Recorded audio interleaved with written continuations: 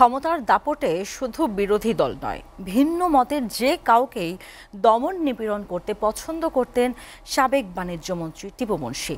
একক আধিপত্য বিস্তারে নির্বাচনী এলাকা রংপুরের পীরগছায় গড়ে তুলেছেন নিজস্ব পেটোয়া বাহিনী।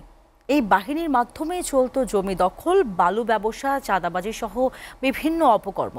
অন্যদিকে বাণিজ্যমন্ত্রী থাকাকালীন ব্যবসায়িক সিন্ডিকেট গড়ে তুলে কমিশন বাণিজ্য, টিসিবির পণ্য ক্রয় ও বিতরণে দুর্নীতিসহ নিয়োগ বাণিজ্যের মাধ্যমে হয়েছেন হাজার কোটি টাকার মালিক।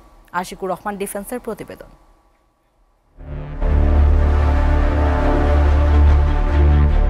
২০০৮ সালে আওয়ামী লীগ থেকে রংপুর ৪ আসনে প্রথমবারের মতো হন সংসদ সদস্য। এরপর থেকেই রংপুরের রাজনীতিতে প্রভাব বিস্তার করতে থাকেন টিপু মুনশি। নির্বাচনী এলাকায় একছত্র আধিপত্য বিস্তার করতে গড়ে তোলেন নিজস্ব পেটোয়া বাহিনী।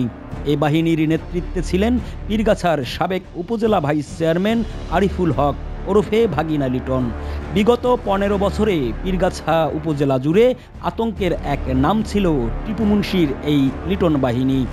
স্থানীয় পারুল ইউনিয়নের সিঙ্গাপুর প্রবাসী জুলহাসের সমান্তরাল জমি দখল করে ক্ষমতার দাপটে বালু তুলে পুকুর বানিয়ে ফেলেছেন টিপু মুনশির মদতপুষ্ট লিটন বাহিনী।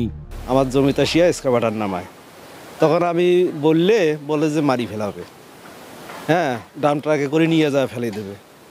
তখন আমি আর আগাই নাই। পরে ৮-১০ দিন মাটি কাটিয়া ডিগি পুকুর বানাইয়া ওরা চলে গেছে। সিঙ্গাপুর প্রবাসী জুলহাসের মতো টিপু মুনশির অন্যায় অত্যাচারের গল্প পীরগাছা উপজেলার সাধারণ মানুষের মুখে মুখে।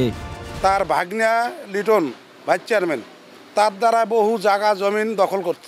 একটা পারিবারিক বিষয়ে তারা গিয়ে আমার ক্ষেতের আলু পর্যন্ত তারা নিয়ে আসছে। এটা প্রতিবাদ করবে গেলে তো আইদত মারি ফেলাইবে, তখন কি করবেন?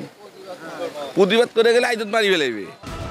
বিগত সময়ে বিরোধী দলের নেতাকর্মী ও ভিন্ন মতের সাধারণ মানুষদের দমন করতে মিথ্যে মামলা ও হামলা করা ছিল যেন টিপু মুনশির নেশা।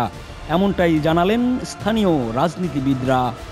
অনেক জায়গায় জবরদখল করা হয়েছে, ভূমি দখল করা হয়েছে।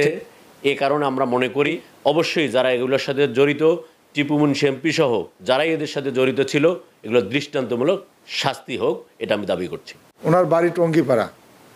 আজকে ওনাকে হায়ার করে আওয়ামী লীগ সেই সময় এই এলাকায় নমিনেশন দিয়ে তাকে এমপি বানিয়েছে।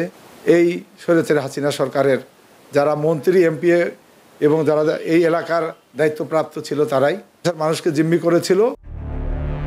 একটি হত্যা মামলায় বর্তমানে সাবেক এই মন্ত্রী কারাগারে রয়েছেন। দুর্নীতির অভিযোগে এরই মধ্যে তার ও স্ত্রী কন্যার ব্যাংক হিসাব জব্দ সহ তাদের মালিকানাধীন ব্যবসা প্রতিষ্ঠানের ব্যাংক হিসাবের লেনদেন স্থগিত করা হয়েছে। Ashikur Rahman defence, STV, Rangpur.